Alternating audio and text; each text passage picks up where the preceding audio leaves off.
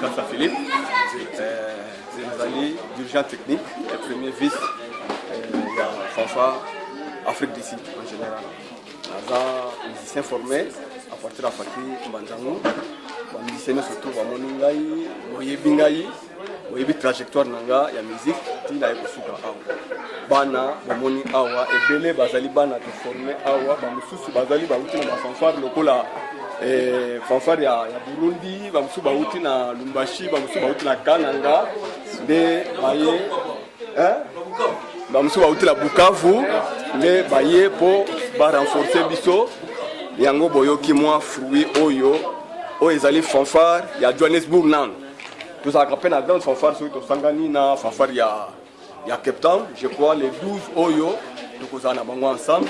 Bande ko basali réalisation ayo bakotinda susu ba mwandambo image en live bongo bokomona ndenge les 12 ya mwani pia nini le 12 octobre oyo ya 2014 oyo tokozala susu awa ensemble na batu bande ko Cape Town na bande ko Dirba pour na organisation de sala clip national de sala rencontre une fois par année donc nda kuna pe batu bango bayaka awa turo bango bazoya na bandi bande ko basala pe moi faire comme ça ba faire voir image pe oyo tango sangana boyebi bino moko fanfare za mi balete za ka moko donc oyo botangisa biso ototanga yango pe tozomema awa po toyebi yango bien que instrument tozobeta la papa Simon Kimbangu ezali mobilisation ya papa Simon Kimbangu pour voir ya trompette to ke beti yango ndezo benga bad toza na difficulté makasi pour na instrument mais tozobunda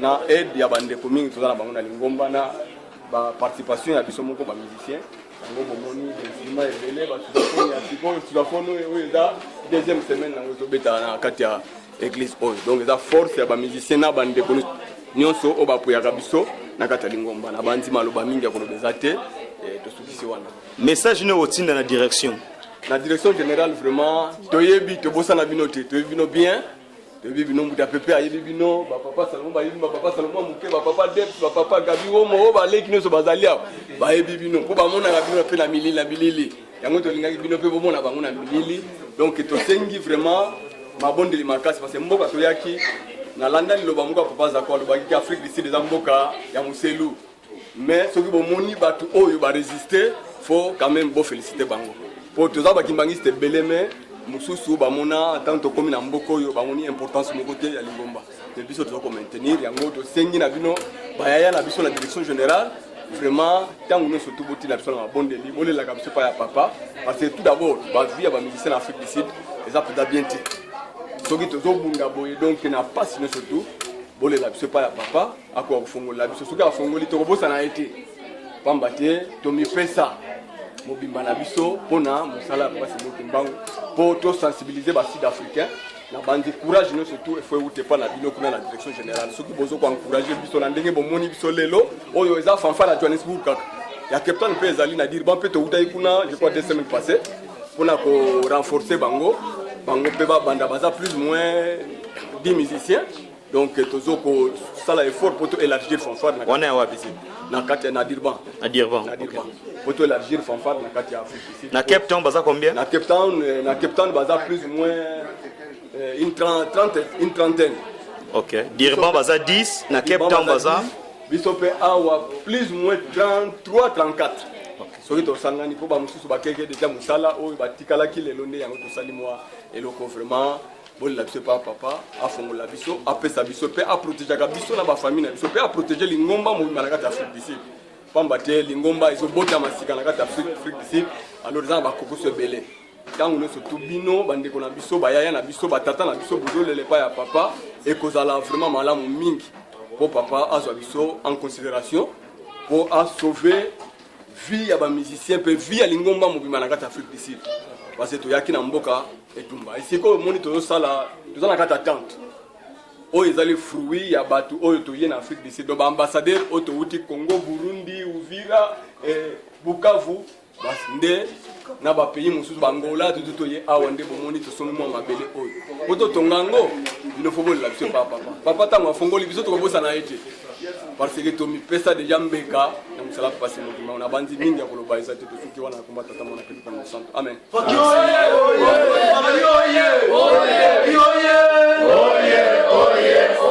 Septina papa toujours papa pour que tous Papa Tomonio, on se présenter un message de direction.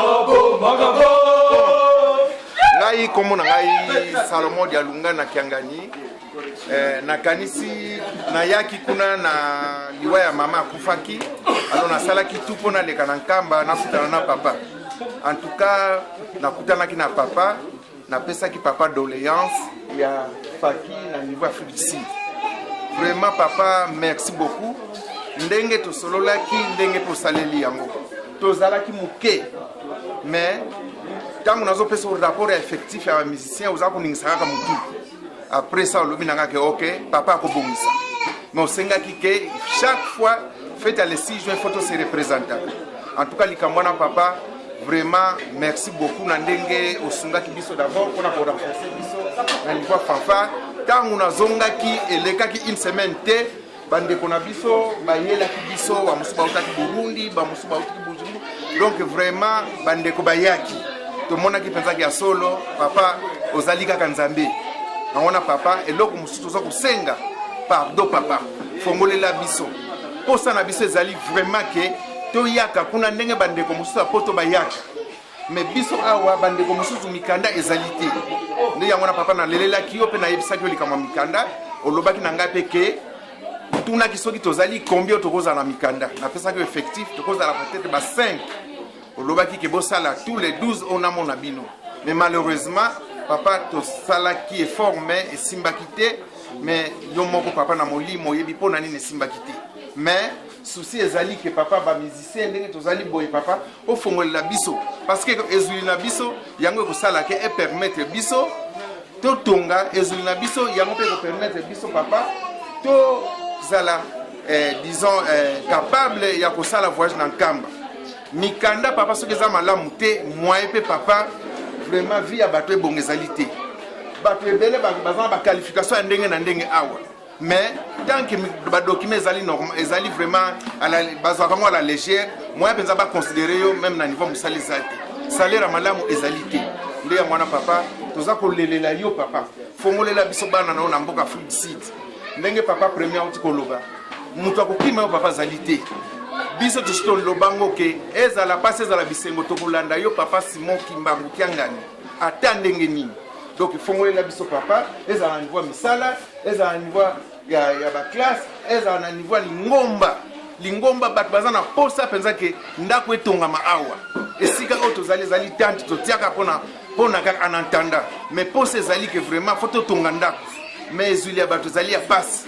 Mais papa, yo lobaka na biso ke oh nyosa ko kangama na ngai na ko yokse jamais sonte yo zali Moïse te otika biso na nzela te to tie liga ke papa yo ko bongsela biso en tout cas papa kumbisa mana yo na oh nyosa yo sala kati na biso bana no na mboka Afrique du Sud papa merci beaucoup merci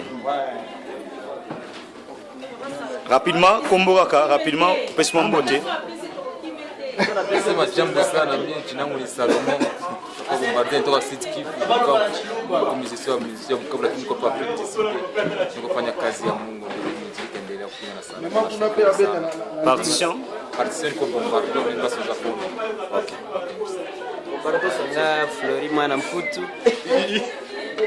na pesi ba musicien nyoso ya Fakimere bao ba edingai na pesi bango nyoso mbote na beta partition bariton.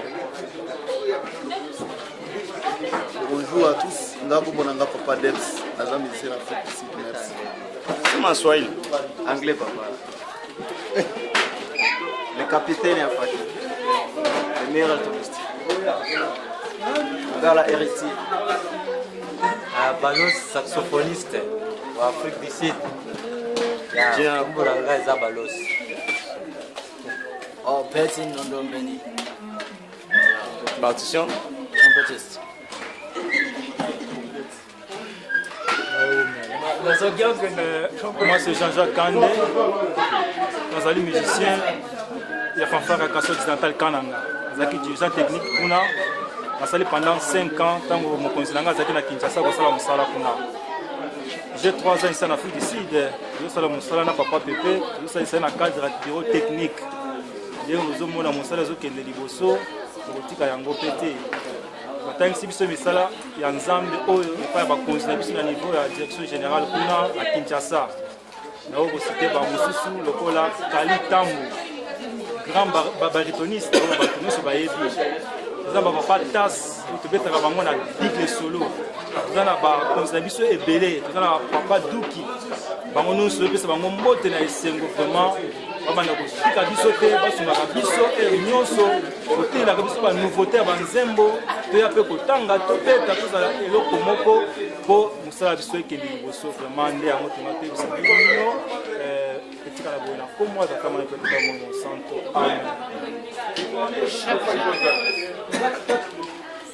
Ok. Je vais mettre un musicien au Bukavu. Les musiciens au Bukavu.